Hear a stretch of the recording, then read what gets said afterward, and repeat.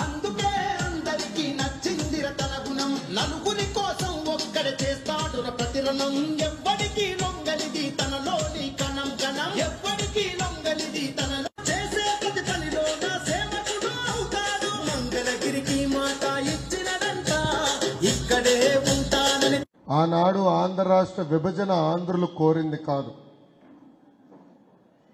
62 సంవత్సరాలు మనందరం కష్టపడి చెమటోర్చి తెలంగాణతో కలిసికట్టుగా హైదరాబాద్ని అభివృద్ధి చేసుకున్నాం. పరిశ్రమలు కానీ పెట్టుబడులు కానీ ఎడ్యుకేషనల్ సంస్థలు కానీ అన్నీ హైదరాబాద్ చుట్టూ కేంద్రంగా వచ్చినాయి. కానీ ఆనాడు మెడబట్టి మనం బయటికి గెంటేశాం. కట్టుబట్టలతో ప్రయాణం ప్రారంభించాం. రాష్ట్ర విభజన చట్టంలో కనీసం రాజధాని ఎక్కడ ఉండాలని ఆనాడు చెప్పలేదు. శాసనసభ హైదరాబాద్లో ఉంది, సచివాలయం హైదరాబాద్లో ఉంది. హైదరాబాద్ కేంద్రంగా ఆనాడు పరిపాలన ప్రారంభించాం.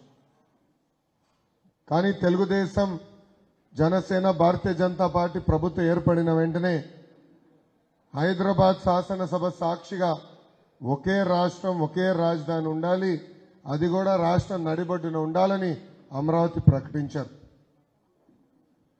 ఆనాడు ఆ చట్టం పైన చర్చించేటప్పుడు కూడా బాబు గారు చాలా స్పష్టంగా పరిపాలన సౌలభ్యం కోసం రాజధాని ఒకేది ఇక్కడ ఉండాలి, కానీ అభివృద్ధి వికేంద్రీకరణ చేస్తాం అని చెప్తాం జరిగింది.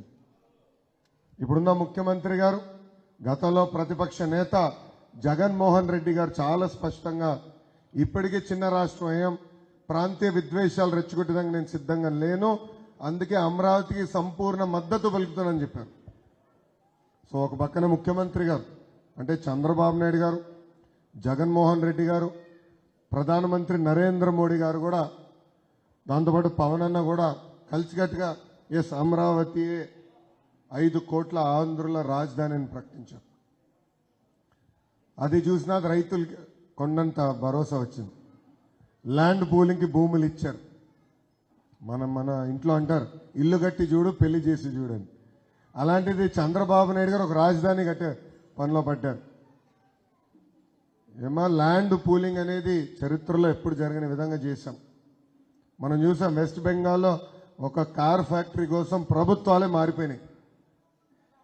అలాంటిది రైతులను ఒప్పించి 3 పంటలు పండించే భూమిని 5 కోట్ల ఆంధ్రుల కోసం తీసుకున్నాం. రోడ్లు ప్రారంభించాం, సచివాలయం, అసెంబ్లీ ఆనాడు కట్టాం. SRM, వేద్ ఇట్లా అనేక యూనివర్సిటీలు కూడా అమరావతికి తీసుకొస్తాం జరిగింది. దాంట్లో పాటు అనంతపూర్కి కియా మోటార్స్ తీసుకెళ్ళాం, చిత్తూరుకి సెల్ ఫోన్ ఎలక్ట్రానిక్స్ తయారు చేసే పరిశ్రమలు తీసుకెళ్ళాం, ఉభయ గోదావరి జిల్లాలకి పెద్ద ఎత్తున డిఫెన్స్, ఫిషరీస్ ప్రోత్సహించాం, ఉత్తరాంధ్రకి ఏకంగా అనేక IT పరిశ్రమలు తీసుకెళ్ళాం.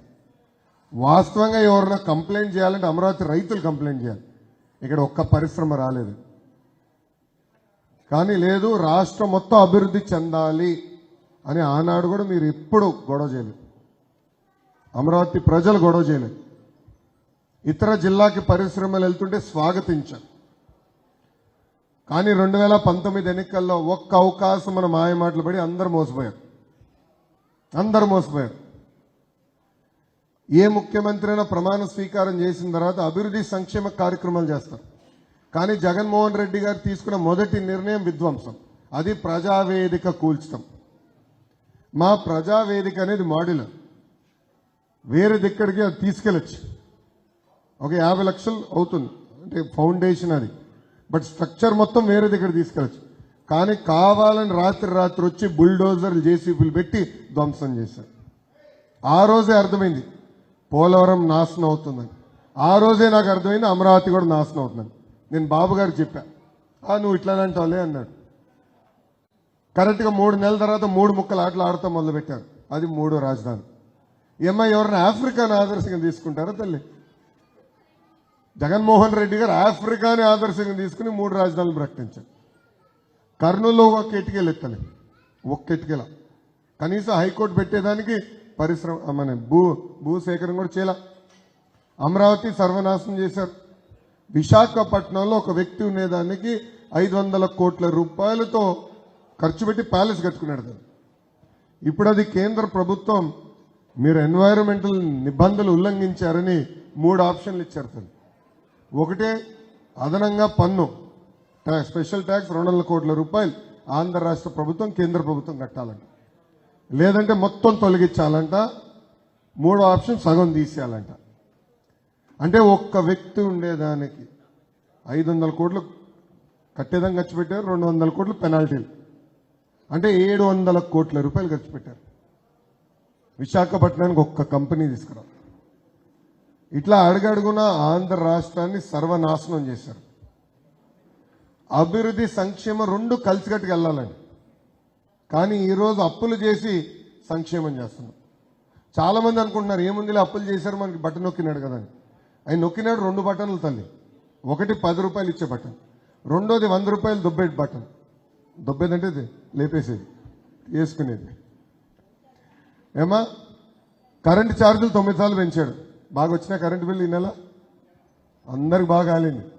100లో వచ్చే బిల్లు 1000లో వస్తున్నాయి, 1000లో వచ్చే బిల్లు 10,000 వస్తున్నాయి. చిన్న చిన్న పరిశ్రమలు ఉంటే వారు షాపులు ఉంటే 10,000లో వచ్చే బిల్లు ఇప్పుడు లక్షల్లో వస్తున్నాయి. 9 సార్లు పెంచారు కరెంట్ ఛార్జ్. ఆర్టీసీ ఛార్జీలు 3 సార్లు పెంచారు. పెట్రోల్ డీజిల్ గ్యాస్ పైన అదనపు పన్నేస్తున్నారు. ఇంకో పక్కన క్వార్టర్ బాటిల్ ధర కూడా పెంచారు. అన్నీ పెంచారు. దానివల్ల ఈరోజు మధ్య తరగతి కుటుంబాలే కాదు నిరుపేద కుటుంబాలు కూడా చాలా ఇబ్బందులు పడుతున్నారు. అందుకే పవన్ అన్న చంద్రబాబు గారు కలిసి బాబు సూపర్ 6 హామీలు ఇచ్చారు. దాంట్లో మీ అందరి దృష్టి తీసుకొచ్చేది మొదటి హామీ, అది తెలుగుదేశం జనసేన భారతీయ జనతా పార్టీ ప్రభుత్వం ఏర్పడిన 5 సంవత్సరాల్లో 20 లక్షల ఉద్యోగాలు కల్పిస్తాం. 20 lakh జాబ్స్ సింగిల్ ఎజెండాతో మేము పనిచేస్తాం. ఏగం పడుతున్నాయి లేదంటే రోజుకొక కేసు. నా పైన కూడా 24 కేసులు పెట్టారు తల్లి. మొన్నటి వరకు 22 అనుకున్నా, మళ్ళీ అఫిడవిట్లు వేయాలని ఆర్టీ వేస్తే ఉచితంగా 2 కేసులు ఎక్స్ట్రా ఉన్నాయి నా పైన. 24 కేసులు వేశారు ఈ 5 సంవత్సరాలు.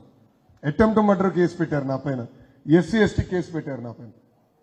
మనం కూడా చూసాం బాబు గారిని ఎట్లా ఇబ్బంది పెట్టారు. 53 రోజులు రాజమండ్రి జైల్లో బంధించారు. వాళ్ళు అనుకున్నారు సింహాన్ని కట్టేస్తే లొంగిపోతుందని, కానీ సింహం సింహమే కదా, ఎక్కడున్నా కూడా సింహం లాగానే ఉంటుంది. అరే ముఖ్యమంత్రి గారు పదే నేను కుర్రోడు అంటాడు, మళ్ళీ 4 రోజులు ఒకసారి పడుకుంటాడు. చూసారమ్మా, 4 రోజులు ఏసీ బస్సులో తిరుగుతాడు. అది ఓపెన్ టాప్ కాదు, ఏసీ బస్సు, ఫుల్ ఏసీ. మళ్ళీ 4 రోజుల తర్వాత పడుకుంటాడు. అదే బాబు గారు రోజుకి 3 మీటింగ్ మంచి ఎండల్లో చేస్తున్నారు. అందుకే చెప్పా జగన్మోహన్ రెడ్డి గారు, ముసలోడు ఎవరు కుర్రోడు ఎవడంటే ఒకసారి తిరుపతి కొండ 2 ఎక్కుతారు తేలిపోతున్నావా రా బా అన్నారు.